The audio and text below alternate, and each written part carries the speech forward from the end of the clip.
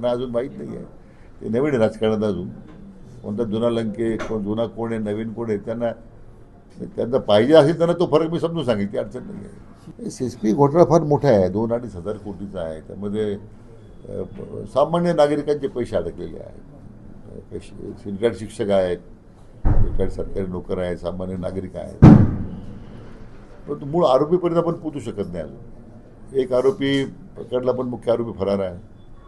2 आरोपी त्यांनी दुबईमध्ये काही इस्टडी घेतलेल्या आहेत अशी माहिती आहे.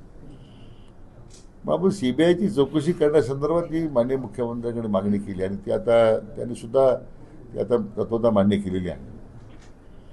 आता काही जे महाभाग आहे ते त्यांना त्या स्वतःच भीती वाटायला लागलेली आहे, स्वतःच खुलासे करायला लागले आहेत. आमचा काही संबंध नाही. आता आम्ही तुम्हाला त्या संदर्भात आम्ही तुमच्या नावे आम्ही कुठं घेतलेलं नाही आहे.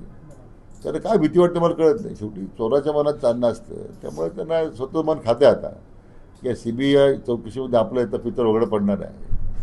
त्याला भीती वाटायला लागली.